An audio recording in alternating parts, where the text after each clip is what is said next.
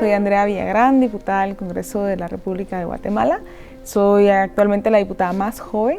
tengo 31 años, pero asumí la diputación cuando tenía 25 y este ya es mi segundo periodo. Soy feminista y he liderado pues, dentro del Congreso una agenda legislativa muy fuerte a favor de la democracia, enfocada en los derechos de las mujeres y las juventudes sobre todo. Bueno, para mí es muy importante hablar de democracia y sobre todo porque yo me considero parte de esta generación, de esta nueva generación que defiende la democracia, porque nací en un momento privilegiado. En el caso de mi país, en Guatemala, vivió un conflicto armado interno muy fuerte, un proceso de paz que a lo mejor no se ha consolidado, pero yo ya nací en un proceso democrático. Entonces, todavía en la formalidad, que todavía no ha profundizado, ni se ha acentuado, ni institucionalizado tanto como quisiéramos, pero que siento una gran responsabilidad justamente con la democracia, para lograr afianzarla y poder heredar a las futuras generaciones algo mejor de lo que a mí me heredaron. Lograr crear mecanismos de diálogo entre diferentes posturas es uno de los grandes retos de la democracia, pero es una obligación que tenemos que abordar, porque lo contrario a ese diálogo sería llevarnos a motivos de los que no queremos regresar, a formas oscuras de autoritarismo, de dictaduras, de guerra, de mucha sangre, de mucha muerte, que creo que es algo que nadie quiere vivir. Entonces tenemos la obligación de sentarnos a discutir y a debatir en función de las ideas y no en función de cuestiones de intereses particulares o intereses corporativistas, que eso es lo que muchas veces pues, podemos ver que hacen esos posicionamientos extremos. Lo ideal es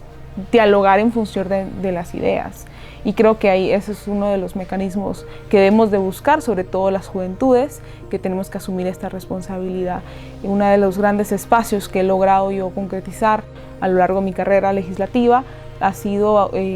lograr consensos a través de las organizaciones de sociedad civil, de mujeres, y a través del movimiento estudiantil, a través de los movimientos de las juventudes, para lograr acuerdos mínimos y en función de esos acuerdos mínimos lograr avanzar de forma más colectiva. Entre las estrategias que abordaría o que abordo es justamente lograr ese consenso dentro de la organización de sociedad civil, dentro de los movimientos sociales, particularmente el movimiento de los colectivos de mujeres o el movimiento feminista,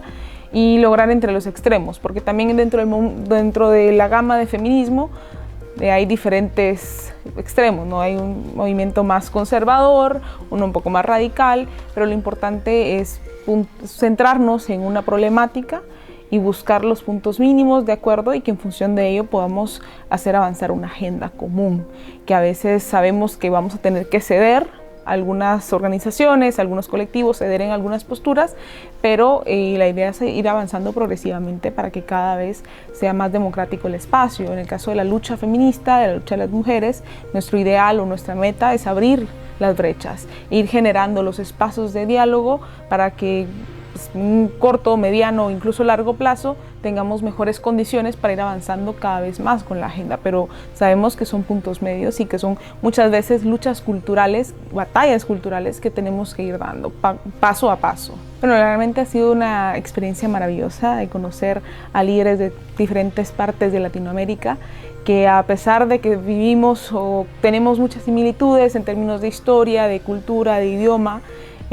somos muy diversos. Al final las juventudes, pues somos juventudes, somos diferentes en muchos aspectos. Los países en sí mismos tenemos muchas diferencias, aunque problemáticas son generalmente las mismas. Entonces, conocer las diferentes formas de abordaje desde cada país, desde cada enfoque, ayuda a ver la problemática desde otro punto de vista y cómo poder abordarlo desde esa otra manera. En lo particular, me ha encantado escuchar cómo han abordado diferentes enfoques de incidencia política desde el activismo, desde las generaciones más jóvenes todavía que la mía, porque yo todavía me considero joven, pero todavía hay más jóvenes, y cómo lo observan, cómo se está viendo esas mismas problemáticas. Entonces ayuda a tener más creatividad y más ideas de cómo ir abordándolo desde países que quizás vamos más rezagados que otros en algunos temas y de cómo esos países lo hicieron, ¿verdad? Tal vez no se puede aplicar